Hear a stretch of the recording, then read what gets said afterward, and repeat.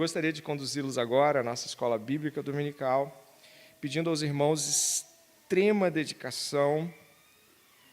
Eu estarei hoje aqui em classe única, falando ainda sobre panoramas e tudo mais. Vou abrir aqui. E acho que já pode ser lançada a tela inicial. Noemi, olhei para o seu rosto e lembrei da sua... da cara de você vai esquecer de novo. Nossa irmã Noemi tem promovido encontros, promoveu um encontro de oração e cânticos. Foi há 10 dias atrás, 15 dias atrás, não foi, Noemi? E ela tem feito isso, até mesmo promovendo isso também para a própria ceia. E ela falou, pastor, anuncia, irmãos podem querer fazer isso. Então, vai ser quando, Noemi? Sexta-feira antes da ceia.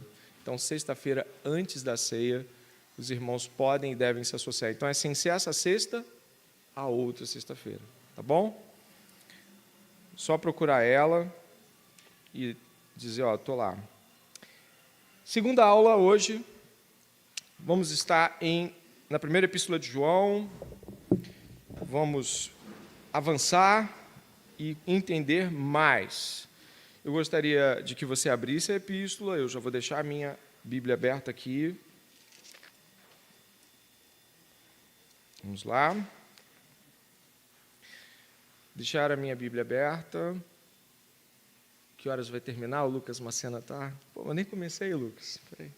Está certo, ele está certo. Ele está zelando para terminar 11h20, Lucas, tá bom? Obrigado. Vamos lá.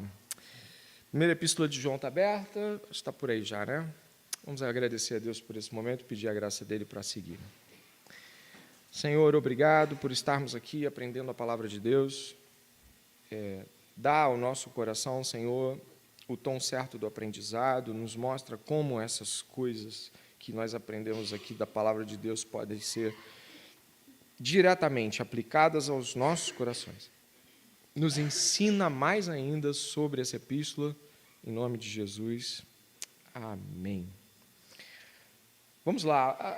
A primeira aula, você lembra bem do que você aprendeu na primeira aula? Então, levanta a mão rapidinho e fala um pedacinho do que você lembra da primeira aula. Tem que ser bem rapidinho. Levanta a mão e fala alto, bem forte. Lembro disso. Vai. 1 de João, a primeira aula da semana passada.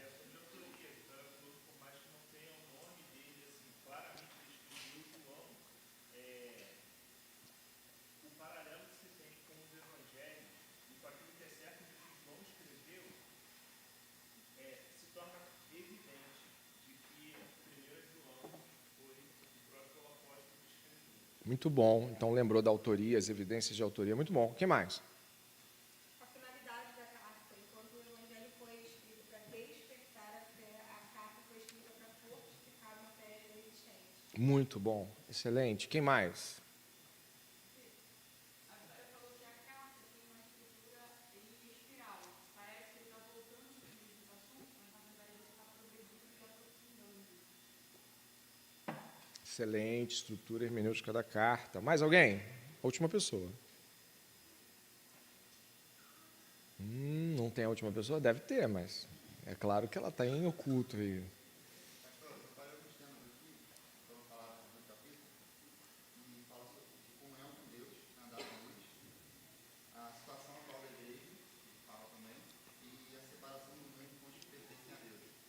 Muito bom, muito bom. Obrigado.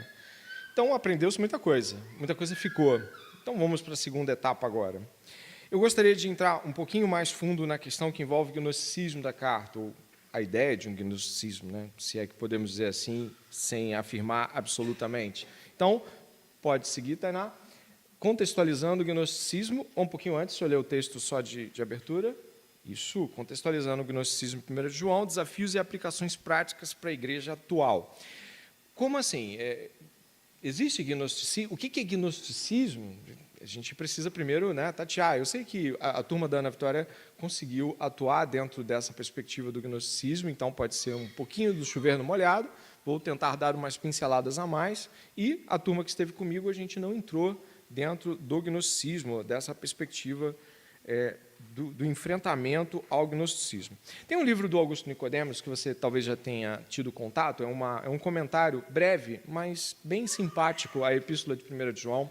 Esse comentário do Augusto Nicodemos, o Augusto fala sobre essas realidades, inclusive eu acho que eu coloquei aqui uma fala do Augustus, eu acho que está no próximo, depois eu volto para a introdução, não tem nenhum problema, volto um pouquinho. Passa um pouquinho, obrigado. João estava combatendo uma forma nascente de gnosticismo, corrente filosófica que só tomou forma e corpo no segundo século, após a carta ter sido escrita. Aí sim eu venho para a introdução, vai lá comigo, por favor. A introdução vai estar trazendo aqui essa seguinte iniciativa de estudo. A primeira carta de João, escrita pelo apóstolo João, apresenta um forte desafio ao gnosticismo, uma filosofia religiosa dualista que influenciava as comunidades cristãs primitivas. O gnosticismo defendia a existência de um conhecimento secreto, acessível apenas a uma elite, menosprezando a fé e a vida terrena. Aqui tem uma sobra de fala. Nela, o apóstolo João, com a experiência profunda de quem conviveu com Jesus, nos convida a uma vida de comunhão com Deus e amor uns pelos outros, à luz da verdade do Evangelho. Vamos lá, do que a gente está falando, o que é isso, antes de continuarmos aqui com os slides, do que a gente está falando. É claro que hoje é mais difícil de que você puxe a atenção de alguém sobre gnosticismo, porque eu creio, com bastante respeito, que isso não é algo que nós estamos enfrentando na Igreja Batista do Discipulado. Você não conhece muitos gnósticos, talvez nenhum. Eu conheci alguns agnósticos. Eu estudei na faculdade com alguns agnósticos e eu tinha alunos que se diziam agnósticos, fazia 3 perguntas já não era mais nada. Acho que era só uma maneira de tentar desvencilhar do ateísmo. Não sou ateu, mas também era basicamente assim, não me pergunte mais nada. Pode ser que tenha Deus, mas eu não sei se tem, como eu não sei se tem, eu fico na minha. Essa era a brincadeira. Mas o que seria isso, né? O que o Augusto Nicodemos ele vai falar sobre isso? Primeiro, ele vai dizer algo que é importante de ser mencionado, antes de eu explicar o gnosticismo. O Augusto Nicodemos não diz e nem afirma, e eu gostei desse ponto de vista, de que há um gnosticismo sendo combatido. Por quê? Nós entendemos que João está falando à igreja e que as palavras de João nos remetem à ideia de que ele está combatendo algo. Sabe quando você está lendo Colossenses e você fala, gente, devia ter algo aqui, né? Dizem assim, a heresia de Colossos, né? A heresia dos Colossenses. Culto aos anjos, o que era? Um judaísmo de alimentos também, de datas, de festas, luas novas. Você fica meio confuso, às vezes, em Colossenses. Mas aqui, precisamente, João dá indícios de que ele está lutando contra alguma coisa, pelo uso excessivo de algumas palavras. Por exemplo, a palavra saber é usada 25 vezes. E a palavra saber é a palavra gnose, ou suas variações. Uma outra palavra que também expressa saber, mas não é a mesma em grego, né? A palavra oida significa saber nesse nível também 15 vezes. Não tem como uma carta com tantas palavras, saber, saber, saber, saber, não esteja lutando de alguma forma, ou buscando ganhar espaço para refutar um outro tipo de saber. Então, existe uma lógica aqui. Ele está usando expressivamente uma palavra para tentar combater com essa palavra aquilo que os outros dizem saber. E por isso, lidar com isso, né, desse saber, a gente acredita que isso deva estar acontecendo. Mas é importante ressaltar que essa questão dos gnósticos, que a gente vai entender um pouquinho melhor o que são, ela só vai se desenvolver melhor no século seguinte, ou na entrada do século seguinte. João está vivendo o final de 90 e poucos, isso vai lá por 130, 140, 180, você vai ter evangelhos o quê? Gnósticos, né? Evangelhos escritos apocrifamente, não pelos autores que são mencionados em seus títulos, para defender, né, essas heresias. Alguns são cômicos. Você já teve a oportunidade de ler alguns deles? Não sei, alguém já leu? Eu li o de Tomé, é cômico, porque é uma mistura de ditos de Jesus com coisas sem absolutamente sentido. Tem uma frase do Evangelho de Tomé que eu sempre cito, que eu rio muito, que é a do He-Man, né? Jesus disse, eu tenho a força. Eu falei assim, gente, a She-Ra vai aparecer aqui, enfim, quem conhece sabe do que eu estou falando.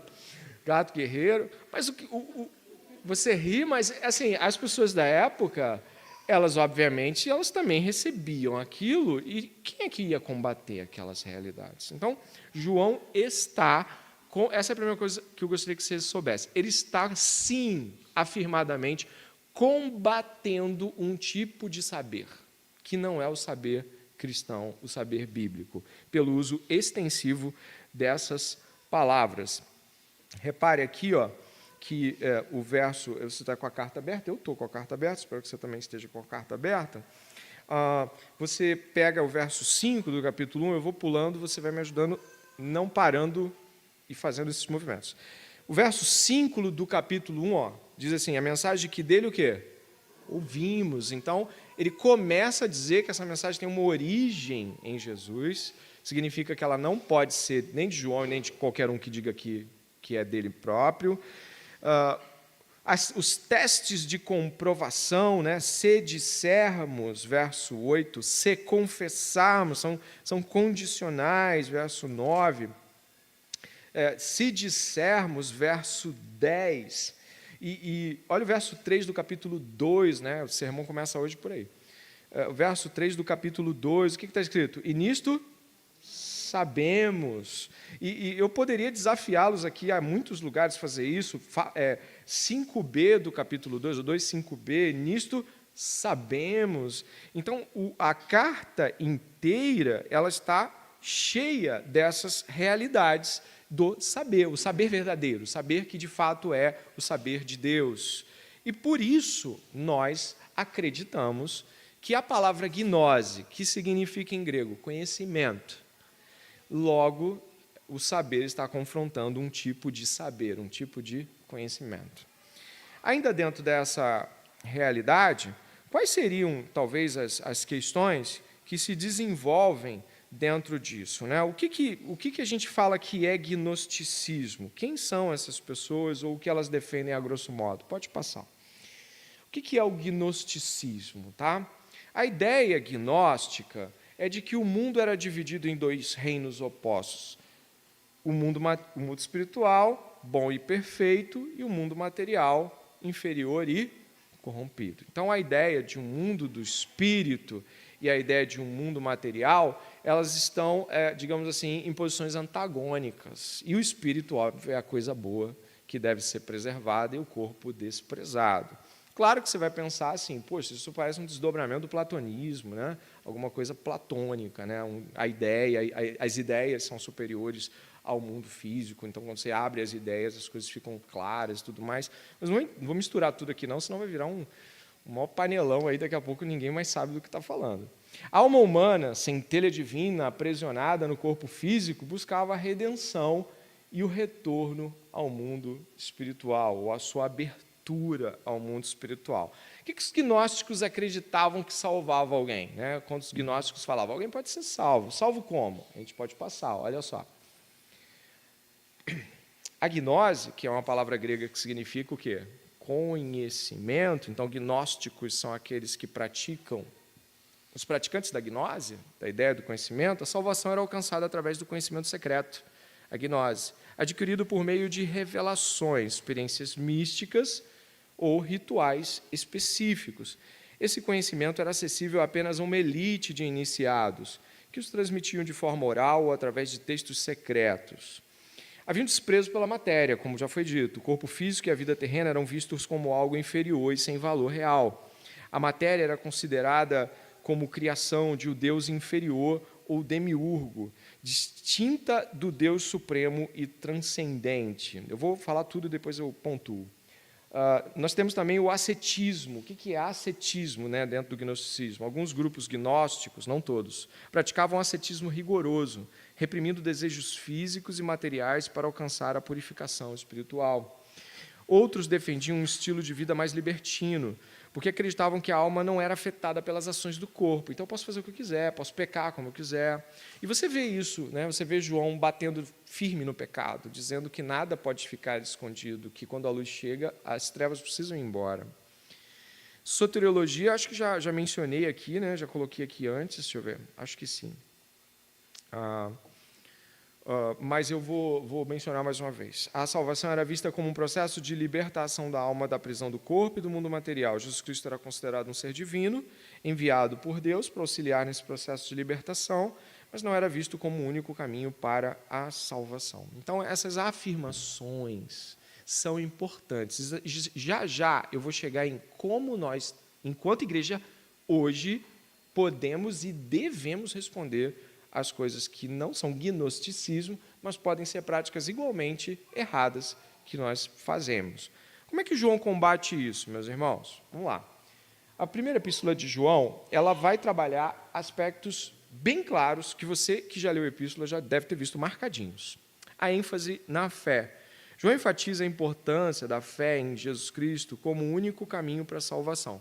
Então, a ideia de Jesus Cristo não ser uma espécie de auxiliador nesse processo, ou mesmo uma ideia de que Jesus Cristo é esse ser meio cá, meio lá, meio homem, meio divino, e que ele está ali como fio condutor. Não, João acaba com isso, fala que ele é o verbo da vida, de que é central a fé nele, de que ele é tudo aquilo que a gente espera e pode alcançar de Deus, e ponto. Então, João centraliza Jesus. Jesus não é um coadjuvante ou mais um parceiro nessa história. O amor e obediência. O amor aos irmãos e a obediência aos mandamentos de Deus são apresentados como provas de fé autêntica. Existe algo interessante entre os primeiros gnósticos. A ideia de obediência enquanto realidade que reflete a fé não era uma ideia bem-vinda, que a ideia era justamente você abrir-se para essa realidade espiritual. A obediência vem de uma ideia que você tem regras e leis dadas por Deus para obedecer, e isso acaba te limitando. Então, a ideia de você ser obediente ao que Deus diz, aos olhares de um gnóstico, é uma ideia de reduzir sua capacidade de expansão espiritual. Rejeição do dualismo, essa questão do reino material e do reino espiritual, né? Será que a gente fala isso às vezes? Você já viu gente falando assim? Não, porque o mundo espiritual, ele é um mundo, né? A gente que está aqui nesse mundo não está vendo o que está acontecendo no mundo espiritual, e aí mal sabemos que o mundo espiritual está acontecendo junto com o mundo material, de que a gente é espírito e matéria e corpo, e que essa divisão é até um pouco estranha para nós, não é? Inclusive, né, eu me lembro muito daquele trecho de Reis, quando o moço de Eliseu vê o que está acontecendo por detrás do cenário da guerra. Você lembra? Deus fala o quê para Eliseu? Fala o quê? Deus abre os olhos dele. Quando ele vê o que tem? Um monte de anjos de guerra preparados para defender o povo de Deus. Isso não foi assim, João estava no mundo material, foi para o mundo espiritual, voltou para o mundo. Não, ele simplesmente foi concedido a ele ver o que ele não estava vendo. Quando pregamos Apocalipse há 2 anos atrás, você se lembra que nós falamos sobre anjos de Deus estarem na igreja? Você não está vendo agora, mas está aqui. Você não está vendo o mover do Espírito enquanto o vento que sopra, mas o Espírito Santo está entrando em corações e passeando pela igreja e agindo na igreja. Logo, você não está vendo, mas isso não separa os dois mundos. É apenas o que você pode ver e o que você não pode ver. Mas está acontecendo muita coisa aqui agora. Inclusive, existem pessoas que trazem relatos que às vezes a gente desacredita. Até porque existem os charlatões, não é? Aquelas pessoas que enganam as outras e ficam, eu vi isso, eu vi aquilo. Mas existem pessoas que viram coisas. Viram sim, vi um anjo do Senhor na igreja, e aí você fica assim, isso é coisa daquele pessoal sensacionalista. É assim que a Bíblia trabalha, né? O sensacionalismo de Eliseu. Não, existem coisas reais que acontecem de fato. E que nós precisamos compreender que quando o Senhor está trabalhando em meio ao seu povo, o Senhor está trabalhando no mundo material e no mundo espiritual, está trabalhando no mundo só, uma realidade apenas. Comunhão com Deus. A vida eterna é definida como a comunhão íntima com Deus e com seus filhos. Ou seja, quando nós estamos falando de comunhão, com certeza estamos fugindo do gnosticismo, que buscava uma elevação individual da pessoa, né, do indivíduo, dentro dessa realidade. Já estou abrindo para perguntas e respostas, mas eu quero aqui... Não, posso até abrir agora em termos de dúvida, porque aí a dúvida pode vir e aí em seguida eu faço a aplicação prática em meio a possíveis dúvidas que possam ter. Alguém quer perguntar alguma coisa? Deixa eu pensar. Olha, eu posso responder a grosso modo que não. Vou te dizer, essa questão só os clérigos deterem esse tipo de possibilidade, de movimento em termos de ensino, talvez tenha mais a ver com as perspectivas que envolvem aquelas preocupações iniciais que se tinha, né, da interpretação fugir do controle da igreja, dos leigos não terem a capacidade de administrar essa realidade de ensino e que, aos poucos, foi se tornando cada vez mais centralizada. Pelo menos tudo que eu li, inclusive de teologia histórica, não aponta para uma gnose no sentido místico da gnose. Tá? A gente vai ver aqui, talvez, que você possa ter razão no sentido de tornar o conhecimento exclusivo uma elite. Isso aí pode ser uma relação de problema, mas me parece que a raiz não é a mesma, não. Tá bom? Mais alguma pergunta? Essas coisas que a gente fala. Então, eu acho que isso poderia ser melhor trabalhado se, ao invés de a gente falar isso, a gente tivesse uma atitude mais, assim, tem coisas que eu não estou vendo, mas estão acontecendo. Ao invés de a gente fazer mundo espiritual, mundo material, e fazer uma divisão, poderíamos dizer, Deus está atuando de um modo com o qual nós não, né, está se movendo de uma maneira que nós não estamos percebendo, mas está se movendo. Deus está fazendo coisas que nós não somos capazes de perceber. Seria muito mais simples dizer isso do que tentar separar que algo está acontecendo no material e algo está acontecendo no espiritual. Algumas pessoas podem falar isso para criar efeito, porque dá um efeito na coisa também, né? Caramba, o mundo espiritual faz parecer que a gente entra numa outra esfera, também sai de um plano, sabe, dos baixos, né? Você está vivendo no mundo material, eu já estou vivendo no mundo espiritual, então dá uma impressão de que eu elevei, né? Subi a casinha, isso aí pode ser gnóstico mesmo, mas eu acho que uma adequação correta de compreensão de que Deus está agindo em todo o cosmos espiritual materialmente e que, da mesma forma conosco, que somos espirituais materiais do ponto de vista constitucional. Vamos lá. Oi. Pensar em termos de Novo Testamento, as experiências angelicais são reais. Né? Maria, o nascimento de Jesus, as realidades que nós temos ali de anjos tirando Pedro encarcerado de dentro de uma prisão. O que eu quero dizer é que nós não deveríamos desconsiderar isso como se todo mundo estivesse sempre mentindo. Mas devemos ter cuidado, porque pode ser que pessoas que falam isso também falem que o anjo falou algo, entregou algo, e aí a gente vai para um caminho que anjo não fez ali, não. Os anjos são ministros a favor do povo de Deus, a gente lê isso na Escritura, mas a revelação está fechada em termos de desenvolvimento e ela está na Bíblia, acabou e ponto. Então, eu acho que a ideia de alguém ter visto uma manifestação angelical não deveria gerar em nós ceticismo, mas, poxa, caramba, com cautela, lidando com isso com moderação. Pode ser que haja verdade mesmo e a gente venha agir como um cético, como um ateu. Ah, mesmo? Viu, né? Entendeu? Vou fechar na Isabela. Seria, completando a pergunta, direcional à revelação. A gente pode utilizar como esse crivo? Nesse caso aí fugiu a ideia angelical, né? Foi um sonho que ele teve e nesse sonho, digo assim, a ideia deles mais questão angelical e a tua ideia é mais assim, a ideia de Deus ter falado com uma pessoa por meio de um sonho. Eu acredito que tanto anjos podem ser vistos, porque a Bíblia me dá respaldo para crer dessa maneira, mas repare que é muito pontual também, a Escritura não fala que todo mundo está vendo isso a todo tempo, parece ser algo bem localizado, mas não é algo ignorável, como também não podemos fechar Eu, particularmente, tenho a minha posição quanto a isso, de que pessoas podem ser usadas para falar coisas da parte de Deus, e são.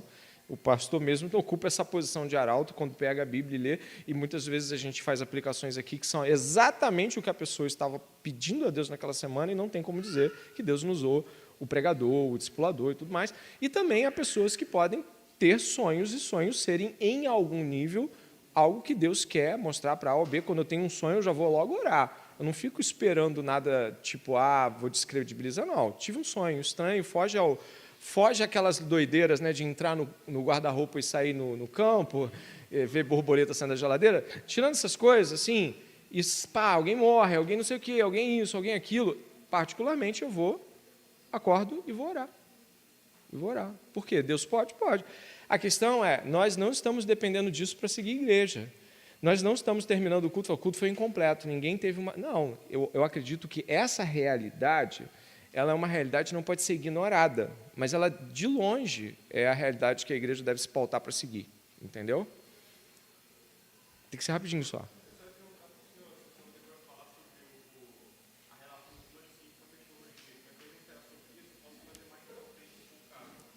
Hoje eu acredito que não, que eu ainda vou trabalhar cristologia em outro ponto, mas a questão do demiurgo e todas aquelas realidades vão bater em uma próxima oportunidade. Obrigado. Aplicações práticas para a igreja atual. Aí eu peguei uma foto da igreja atual, ou da igreja de 2018, sei lá. Se lembra dessa igreja atual? Tudo bem. Peguei uma foto da igreja atual. Combater o conhecimento exclusivo. É a primeira coisa que a gente deve pensar sobre isso.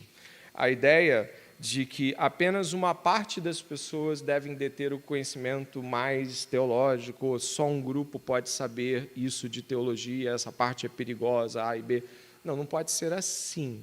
Nós devemos gradualmente fazer com que as pessoas possam se chegar ao máximo de compreensão das realidades escriturísticas, e é óbvio que se você chega para uma pessoa que acabou de entrar na igreja e você vai aplicar determinadas doutrinas, ela vai ficar assim, virada. Então, é razoável você falar assim, aprende essa para você entender essa. Tudo bem. Isso não é deixar de entender. Isso não é elite exclusiva. Você não consegue entender essa realidade.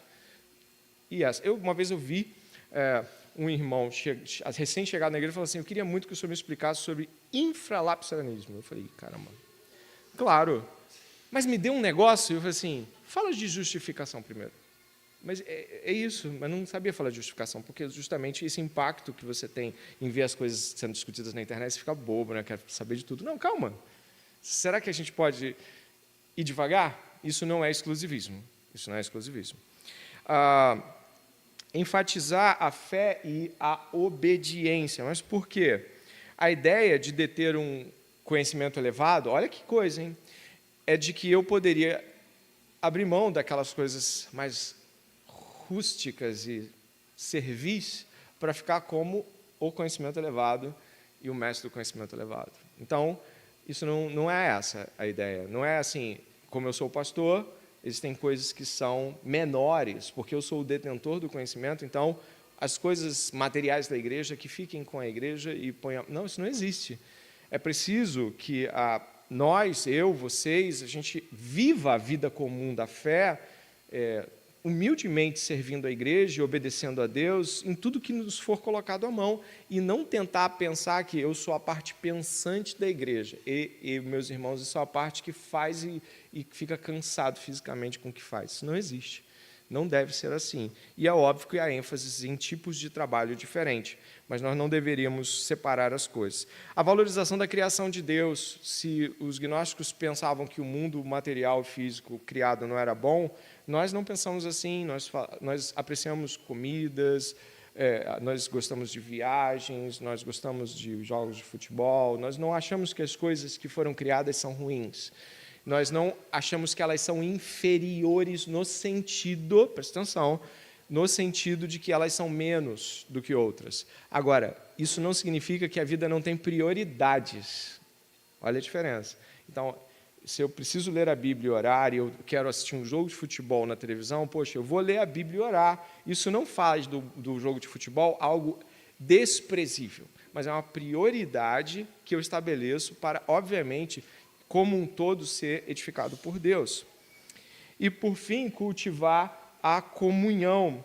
Mas por que cultivar a comunhão é tão importante? Porque a ideia do gnosticismo é que eu me basto porque eu sei.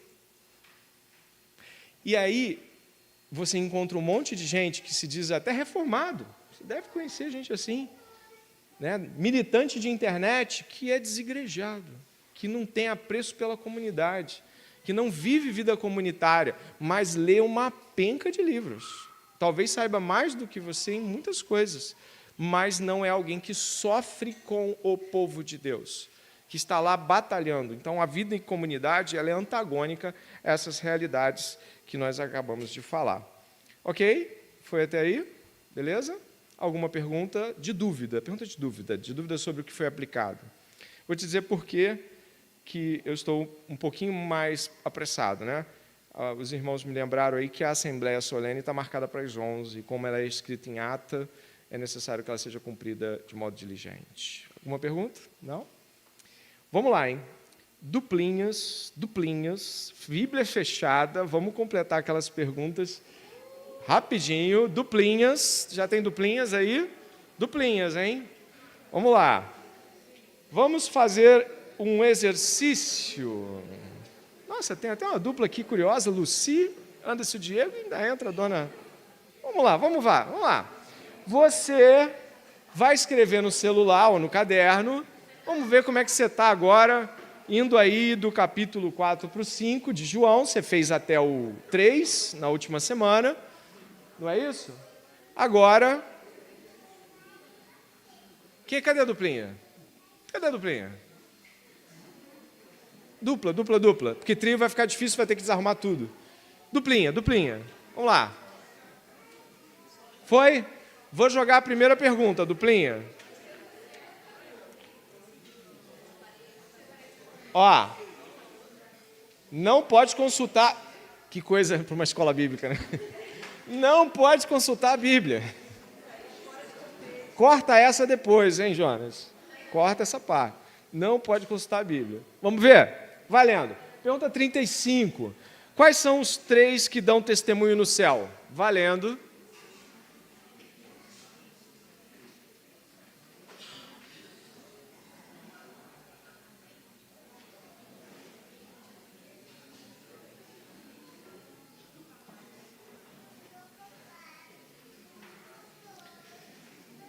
Quais são os 3 que testificam na terra?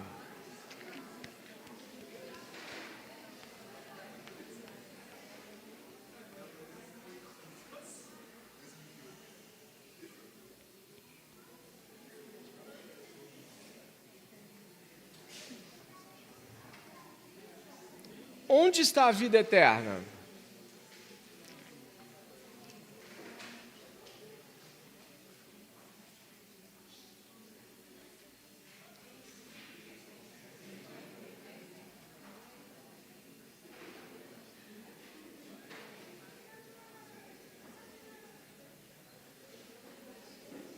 O que tem o Filho de Deus tem o quê?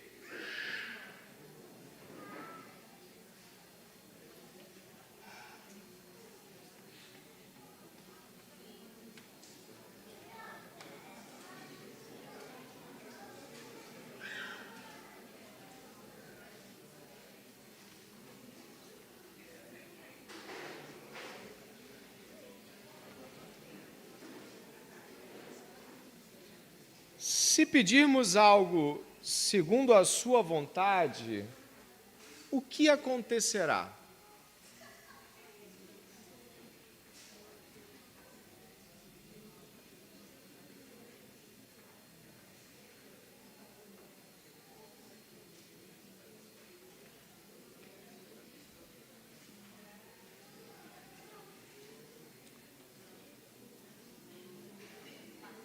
O que fazer sobre quem comete pecado para a morte?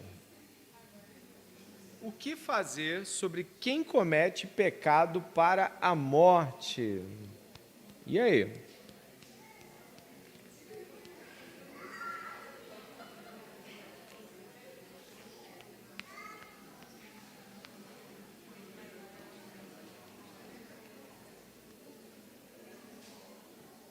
Quem o maligno não toca?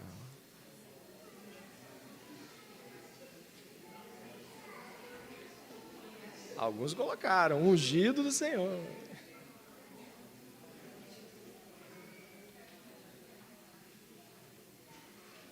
Quem é o verdadeiro Deus e a vida eterna?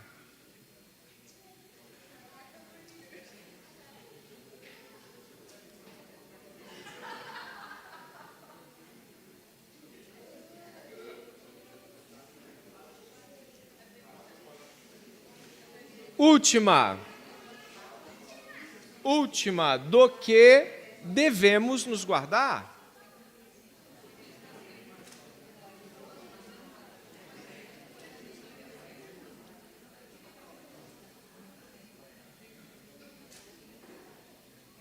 Conhecimento sobre a Epístola de João.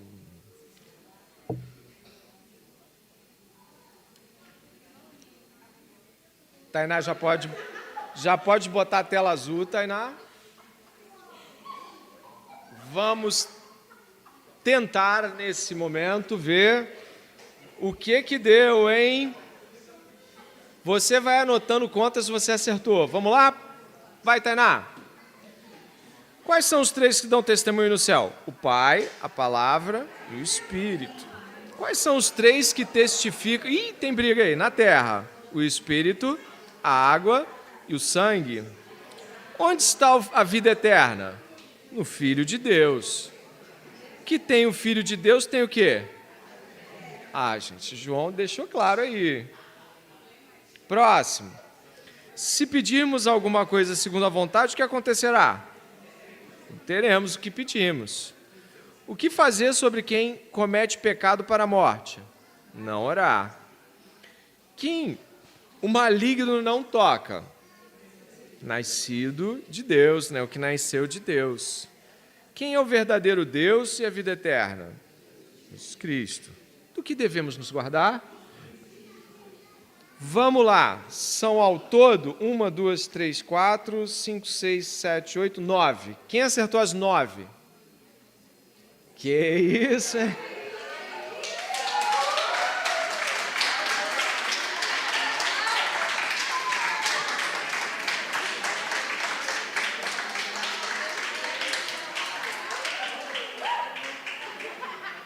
Parabéns, parabéns. Acertaram tudo?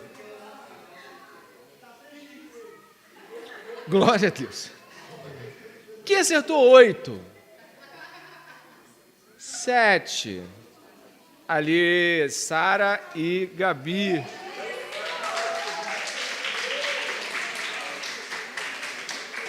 6. Time bom, time bom.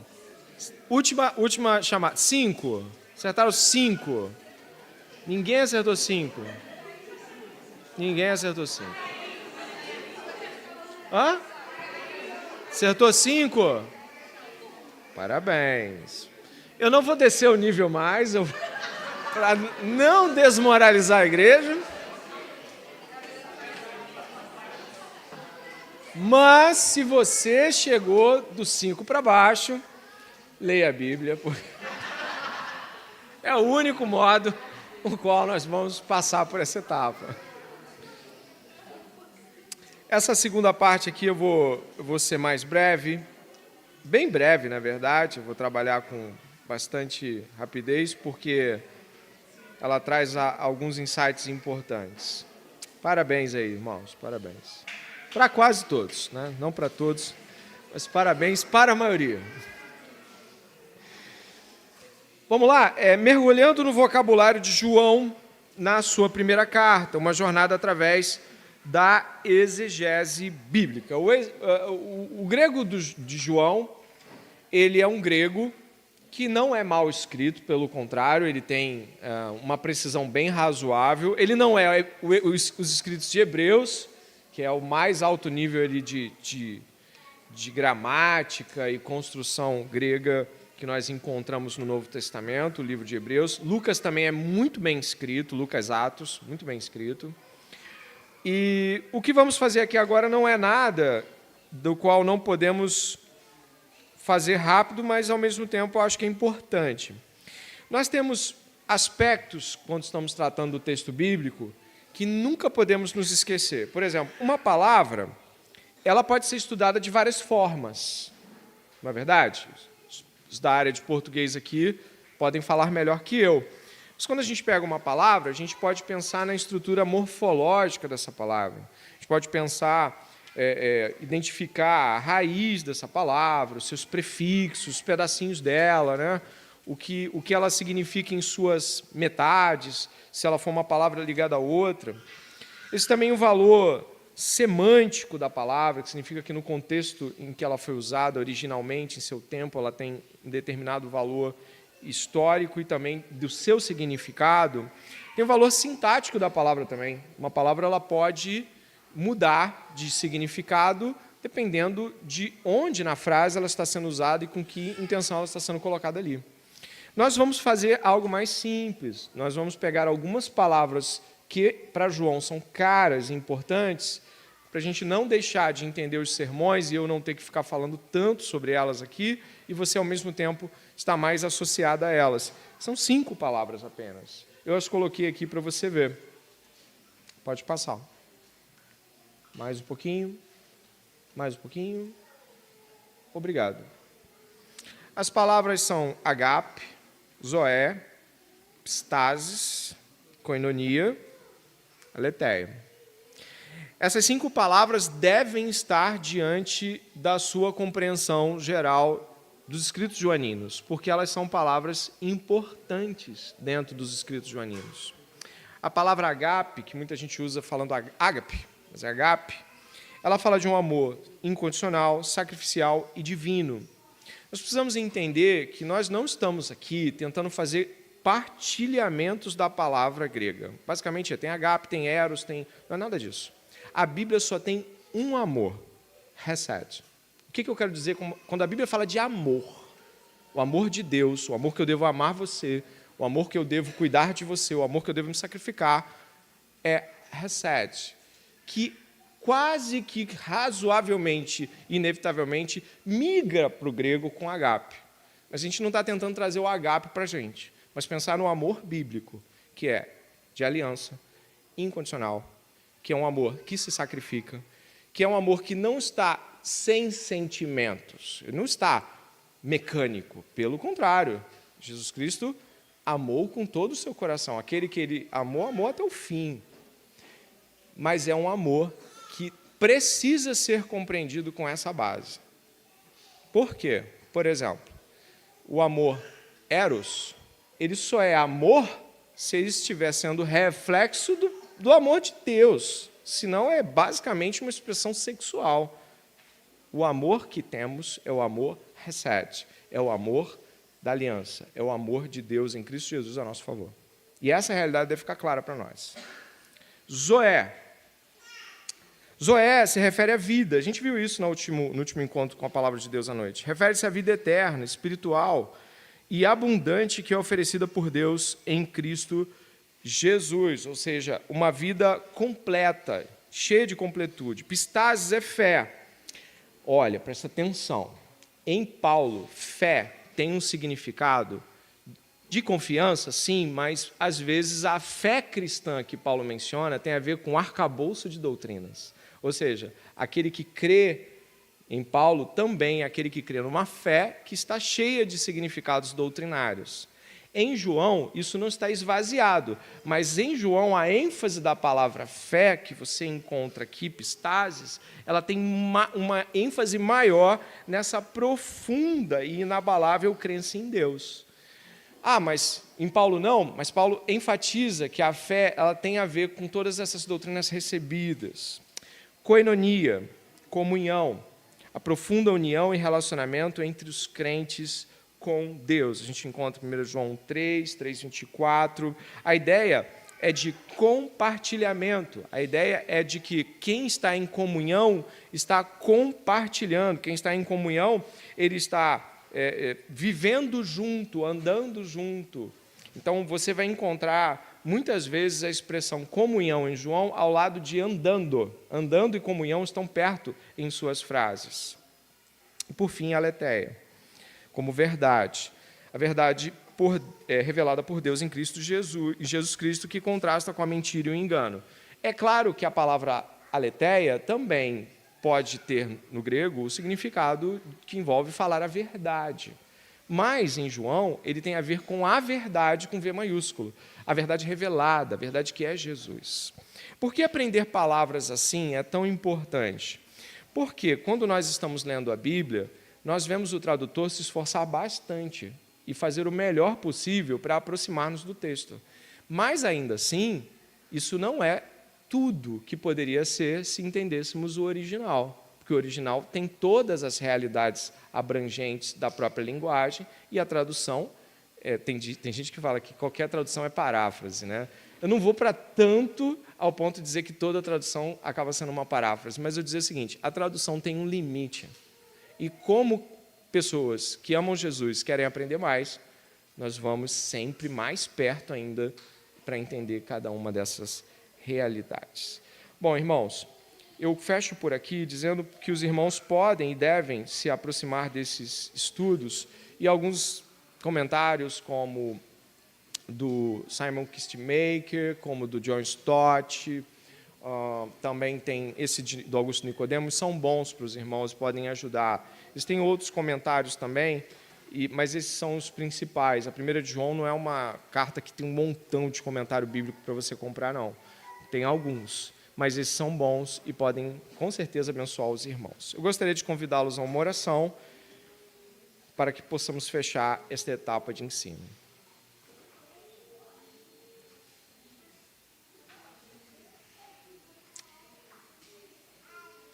Pai, louvado seja o teu nome.